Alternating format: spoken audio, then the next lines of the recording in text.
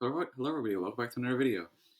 In today's video, we're going to be taking a look at Lugia V-STAR and talking a little bit about why it is, or why I think at least, it is just the pure dominant force that it is in the standard format.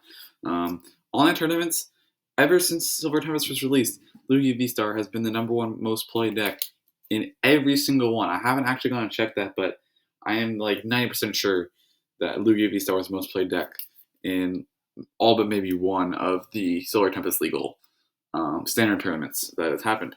The reason for that is just because it's pure aggression.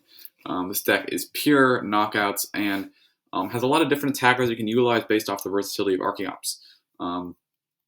And I already did a Lugia V-STAR video, but I did not do it on the Aurora Energy version. I did it on a really janky, like, Hyper Potion Powerful Energies, so like recycles Powerful Energies that wasn't that good at that, at least at the time it seemed good, but it wasn't good in the long run. So I do want to do a video on the Aurora Energy build, so that's what we're going to be doing today. I'm going to be showing you guys my list that I've personally been working on, all the techs and things I have in there, because Lugia V-STAR is a deck that is very good at teching Pokemon and teching attackers for different matchups or scenarios. So yeah, we're just going to get right into it, and then at the very end I'm going to try and talk a little bit about why this deck is just so unbeatable, in my opinion, and why this deck is going to stay on top for a really long time. Alright, so getting into the list, starting off with a classic 3 Lugia V-STAR, which of course has the Summoning Star V-STAR power, allowing you to take 2 colorless Pokemon from your discard pile and put them on your bench, and you cannot take Pokemon V or Pokemon GX with rule boxes and put them out right onto your bench. So this allows you essentially, and you're only going to be using this to get out Archeops, which does allow you to accelerate 2 special energies from your deck per Archeops, which means if you have 2 Archeops in play, you're going to be accelerating 4 special energies from your deck every turn. And throughout the Sword and Shield era, there has been a special energy printed in every single set, which means there are a ton of really good special energies to utilize with this Lugia V-STAR and Archeops. And basically the idea here is that we can just play any attacker we want, just because we have so many different special energies we can utilize. Special energies also help us with different matchups, different scenarios, things like that. This is basically just special energy, the deck. Before this deck, it was kind of Blissey with special energy deck. This is special energy, the deck. But Lugia V-STAR also has the Tempest type attack for 4 colorless energy, which is not that hard to do because you do have Archeops. If Archeops didn't exist, this Tempest dive would be pretty steep attack cost, but we do have Archeops. It deals 220 damage, and you may discard a Stadium card in play. This allows you to discard Path to the Peaks. It allows you to discard Collapse Stadiums, Temples, Sinnohs, anything. You can just discard it if you don't like it there. And if you like it there, you can just keep it in play. So the Tempest Dive also, mainly here, just obviously for the solid damage, 220 can be scaled up. Powerful colorless energies, choice belts. You can actually one-shot V-Stars pretty easily with this Tempest Dive, and also even the maxes if we really stretch the boundaries of our deck. We can actually take one-shots on Cure and B-Max with a Lugia V-STAR with all our damage modifiers. This card is really, really good. If you played Standard lately, you probably know what this card does. Then we do have 3 Lugia Vs. A lot of us are playing 4. I personally do enjoy 3 because sometimes you don't want to start it. For example, like new decks, you really don't want to start Lugia. In that matchup, that can be pretty disadvantageous. And almost any matchup, if you go second, you don't want to start Lugia. And retreating your Pokemon isn't that big of a deal. We do have double turbo, so it's not really that hard to retreat our Pokemon if we have to. The one Pokemon we play that has more retreat cost, more than 2, is Radiant Charizard, and Radiant Charizard isn't actually that bad of an attacker to lead with. So if we do open Radiant Charizard, we don't have to retreat it. We can just attack with it pretty early in the game because we do have Archeops. So we don't really want to start our Lugia Vs, but if we do start Lugia Vs and we are at a position where we want to attack with it, Read the Wind isn't actually that bad of attack. Discard a card from your hand, draw 3. It's actually pretty decent. There's a lot of V Pokemon that draw 2 cards, but not really one that draws 3. And not only does this draw you 3 cards, but also discard the card from your hand, which is going to be really useful for getting the Archeops in the discard pile for the Summoning Star on the Lugia V-STAR power. Now there's a second attack here, Aerial Dive, which does 130 for 4 energy, which is really kind of bad. And you may discard the same card in play. It's essentially the exact same attack as Tempest Dive. It's just does 90 less damage, which is really bad. This attack is kind of like awful, which makes sense. They really don't. It would be pretty rough if they gave the evolving V of Lugia, which already is a nuts deck, a evolving V that had a usable attack. So it might be a good thing that this Aerodive sucks, but yeah, Aerodive is really bad. All right, then we have the kind of like pride and joy of this deck, Archeops, 4 of them, which does have the Primal Turbo ability, allowing you to accelerate 2 special energy cards from your deck, attaching to your Pokemon every turn.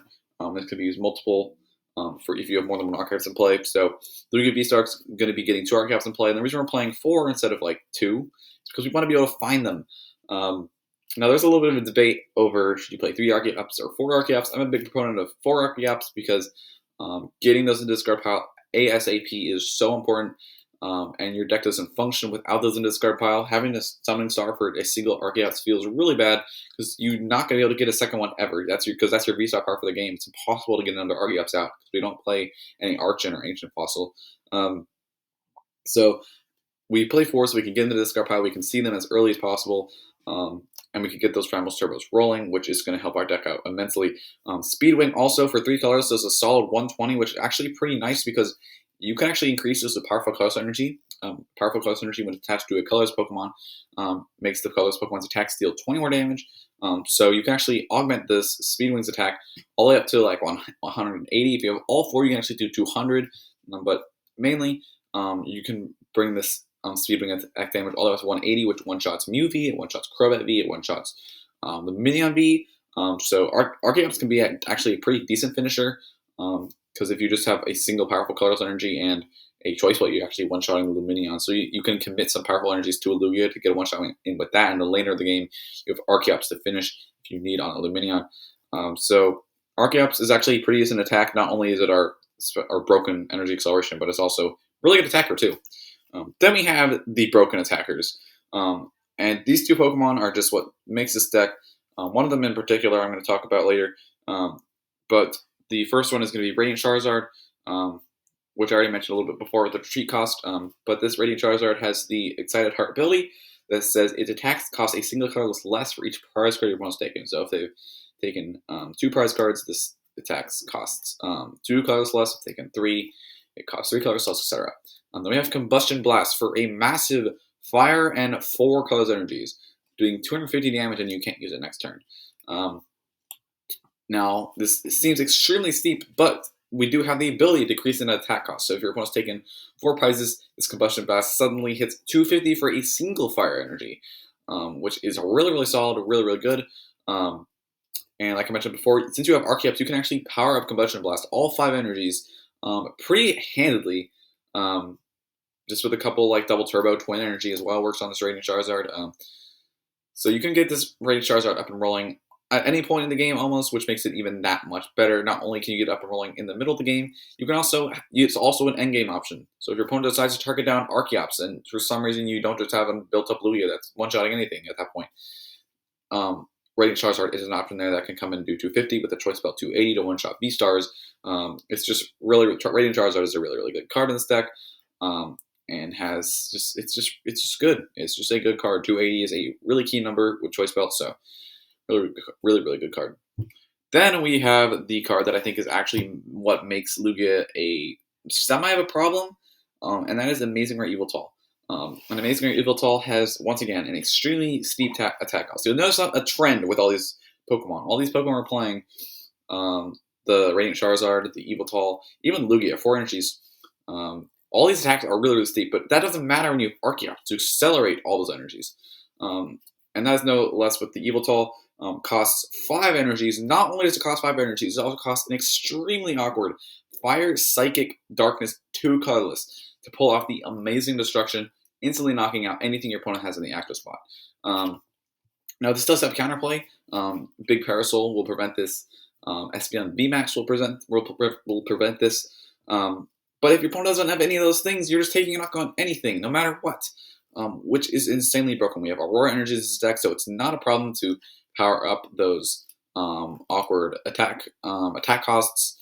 Double Turbo or Twin Energy will be able to pay the double colorless, so you can actually power this up with 2 Archeops Primal Turbos.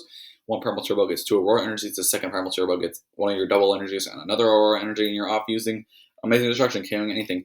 And the best part, I think the part that makes this so insanely good, is that if your opponent doesn't deal with it, this will just sweep their board. There's no requirement. It doesn't require you to discard any energies from it. It just says knocked out, no drawbacks. Which means that if your opponent doesn't deal with this Yveltal, it's just going to sweep their board. It's going to knock out everything. Even if this Yveltal pulls off 2 amazing destructions, you probably won that game. Which means that your opponent has to deal with it. And like I said, if they don't deal with it, they're getting swept by it. But if they do deal with it, it offsets their prize trade. They can no longer knock out 3 2-prize Pokemon for the game, which is the most efficient way to beat this deck. They're going to have to go through 2 single prizers and 2 multi-prizers, which will just either A, put you ahead in the prize trade instantly, or B, put you at even prize trade with your opponent if you're a little bit behind. And that's the most insane part about Yveltal, is that it's a single prizer that if your opponent doesn't deal with, it will just win the game for you. And if they do deal with it, you win the game anyway, because it's only worth a single prize card, which is really annoying for a lot of decks to deal with, since you don't play any 3-prize Pokemon.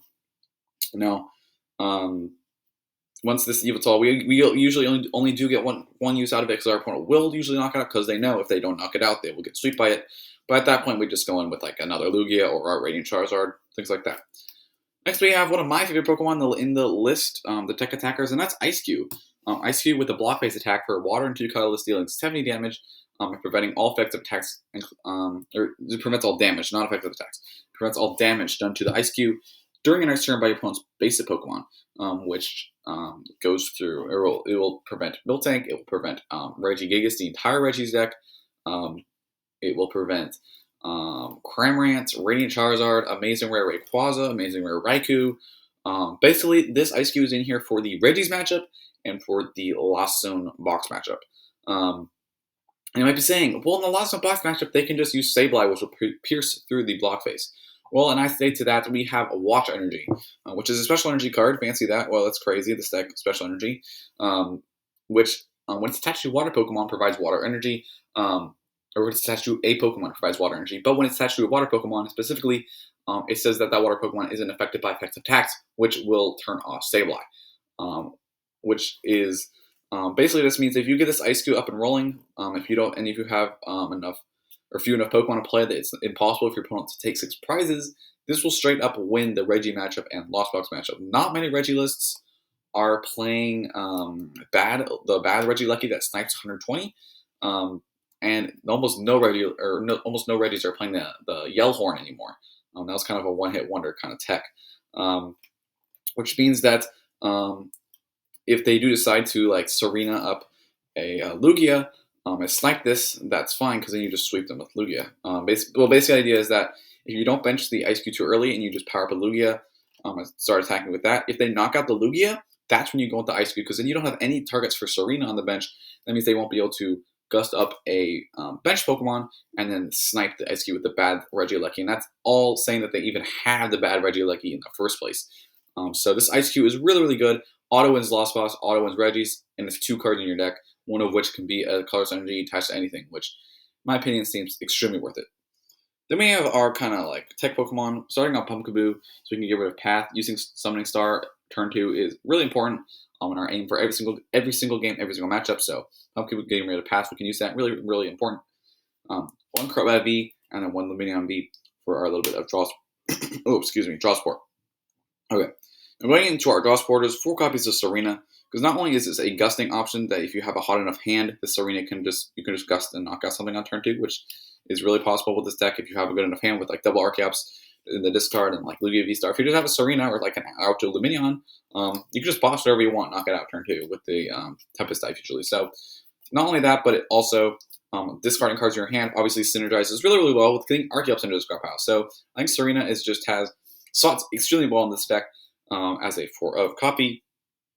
And then we have Professor's Research, which seems like a no-brainer in here because it does discard your hand, which obviously we want to cards into the discard pile because we want to be able to get those Archeops out. Then we have 2 copies of Marnie. Marnie's just a solid card. It's really good in the Lost Box if that Eiscue doesn't do enough for some reason. Things like that. Then we have finally 1 copy of Roxanne, which isn't too hard to search out when we have the Lumineon. Alright, now going into our item cards, we have 4 copies of Quick Ball, 4 copies of Ultra Ball, And then you'll never guess 4 copies of Evolution Incense. And that is because we want to have the most consistent item search engine in the game, and this is exactly it. We have the 4 incense. We can find our Archeops and get them to discard pile with our Ultra Balls or Quick Balls quickly, things like that. Then we have one final item card, or one final non-tool item card, that's going to be Lost Vacuum. This can get rid of big Parasol, people trying to counter the Amazing Rare Yveltal's attack on things like Duraludon, which usually your deck will lose to, but you have Yveltal to go right through. So you can Lost Vacuum the Parasol away. You can get rid of Path with this as well. 3 copies of Choice Belt, and that's because our entire cast of attackers really enjoys using Choice Belts. The Lugia likes having Choice Belts, so it can one-shot things with only 2 powerful colors energies usually. Choice Belt with 4 powerful colors energies, one-shots Kyurem VMAX. 3 powerful colors energies on Choice Belt, one-shots Mew VMAX, if they don't have Oricorio in play. And Charizard makes really good use of Choice Belt as well. Archeops can too, so our entire deck makes really good use of Choice Belt, and having 3 copies of that so we can use them with like 2 of our attackers is going to be nice. Then our stadiums is just 1 collapse stadium. I can see you increasing this if you want, but right now we're just playing 1 because we do have the 3 stadium counters. We have the Pumpkaboo, collapsed, and the Lost Vacuum, so we should be fine in that front. And then we have our energies, and this is where the deck really is good. Powerful colors energy, you've been talking about this whole video. When it's attached to a colorless Pokemon, their attacks do 20 more damage. This allows you to reach numbers with your Lugia all the way up to 280, 300. The Choice Belt going to 330, like I mentioned with Kyurem VMAX math. We have Aurora Energy, which is obviously really insane for using our Yveltal, using our Charizard. You can actually even use this to attack with Lumineon. Lumineon Aqua Return 100, shuffle it back in, isn't that bad. It can stop things up to knock them out with Lugia almost for sure. It can remove a 2-prize liability from play. The Aurora Energy is just so insane in this deck. Obviously, we can use it with the Eiscue too if we need, like for Regis that doesn't have the Sableye to pierce through. We have 2 copies of Capture Energy. It's because finding turn 1 Lugia is really important, and we want to be able to do that. So we have the Capture Energy for that. We have a bunch of 1-of energies. We have 7 1-of energies, starting off with 1 Twin Energy, and this is useful for Yveltal and for Radiant Charizard, as well as Eiscue. That means you can power up a block face with just single Archeops Primal Turbo. If you get the Twin Energy and the Wash Energy, or Aurora Energy, depending. 1 copy of Double Turbo Energy, which this is useful not only for this. It's basically the same thing as Twin Energy on Yveltal. It does reduce Charizard sandwich, which can be annoying if you're going to a V-Star. But if you're going to a V, want to knock out Charizard with a V, or a V with a Radiant Charizard later or early in the game, then Double Turbo Energy reduces that to 230, which still should be enough to knock out most Vs that are relevant. It also can be used on Lugia too as well.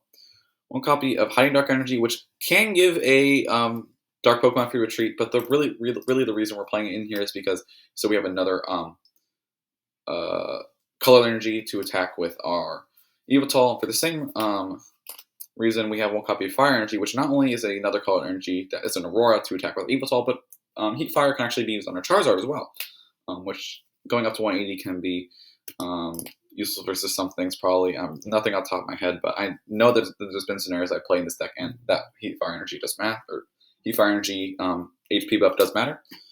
1 copy of Gift Energy, which is basically a way to accelerate draw from your deck. If you just accelerate that Archeops, if you accelerate the Gift Energy with the Archeops onto something that's about to go down, then you'll be able to just draw right up with the Gift Energy if your hand is not that great. So that's pretty cool. 1 copy of V-God Energy, and this helps with the Tina matchup that hits 280, helps the Mirror, which also tries to hit 280, helps Mew, which it can be kind of awkward for them to go through a V-guarded Lugia because they need 4 damage modifiers to knock that out. Can be kind of rough for them. So V-guard Energy is really good. And then finally, our last Wash Energy, which, like I mentioned before, is useful almost solely for the Eiscue that prevents Sableye, so you can completely wall off those entirely basic baby Lost Box decks. So that's going to be the deck, guys. That's my list. And this deck just has so many options. And the reason that this deck I think is so good is that it's impossible to counter it. If you want to counter it with a single prize deck that hits it for weakness like Reggie's, cool, you just Eiscue. If you want to counter it with the Route on VMAX, say that you can't hit me because of my ability, cool, I have Amazing Rare Yveltal. If you want to Parasol, you're Duraludon, cool, I have Lost Vacuum. I can just go right through that. And this deck has almost no counterplay. It's almost impossible to tech for it. And if techs do come up for it, Lugia will just tech right back for those techs because they can play literally any Pokemon in the deck and attack with it they want because of the 4 Aurora Energies. And that's what's making this deck so good in my opinion, and why it's such a dominant force in Standard. But yeah, that's going to be it for the video, guys. If you guys liked it, don't forget to leave a like. If you guys want to see more, don't forget to subscribe, and I'll see you guys in the next one.